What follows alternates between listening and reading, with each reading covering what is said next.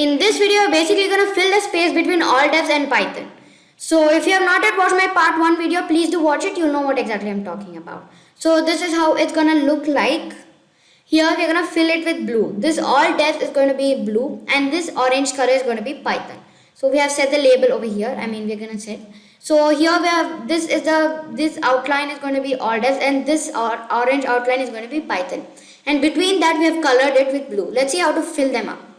I'm going to my Jupyter home page over here and I'm going to create a new Python 3 file. And here, let me just save it as Matplotlib part 5 code.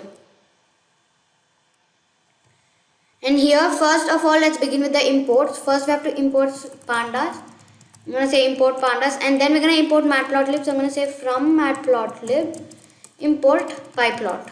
So rather than importing the whole library in Matplotlib, I'm just going to import pyplot and I'm going to import it as plt because I can't just keep saying pyplot. So I've imported it plt. And after this, we're going to read the data. I'm going to name this as data and I'm going to say data is equal to pd.read_csv. Because it's in the form of CSV, I've told CSV, and what we are going to say is it should be in a Unicode, if we don't write up this R, it's going to be a Unicode error. Now I'm just copying this file directory and I'm going to put a slash over here.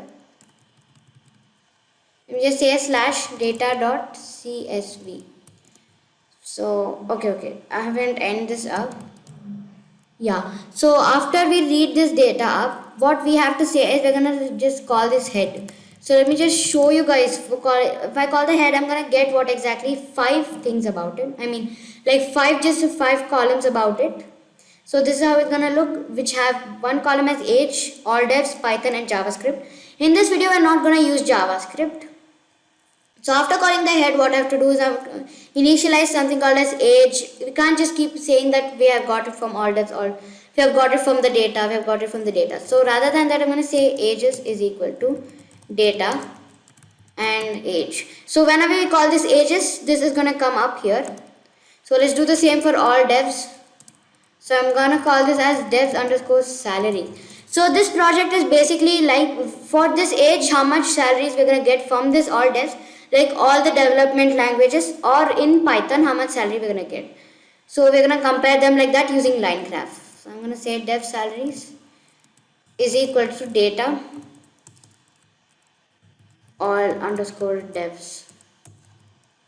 And let's do the same for Python. Py salaries is equal to data and Python. So remember, we have to not do this mistake. When we write this thing, suppose I'm plotting this in another cell. I'm plotting this line graph in another cell. It's going to show you guys a different kind of plot. So let's continue in the same cell. And then I'm going to say plt.plot. We're going to plot the line graph now. And what I'm going to plot is going to be like the ages and the dev salaries. First, we have to create the line graph. So for that I'm doing, and then I'm setting the label to it. I'm setting the label as all devs salaries. And the same I'm doing for Python, for calling the Python salaries. So here I'm going to say py salaries. So here I'm going to say py salaries after I copy this. And here I'm going to call this as Python salaries. And after this we have to plot we have to fill it. So I'm going to say fill underscore, what we are going to fill. So for that, first we have to come there. plt dot fill underscore between of ages, comma, py underscore salaries, comma, dev salaries. So let me just call all of these up. Yeah. So this is how it's going to look like. Let's call this legend up. So I'm going to say plt.legend, that shows the labels. Yeah. And let's just say plt.show for just showing you guys how it's going to look. Yeah, so this is how it's gonna look like. Now let's set the title. I'm gonna say plt dot title. I'm gonna set this as salaries by age. Just gonna make it like that, and you can see here salaries by age.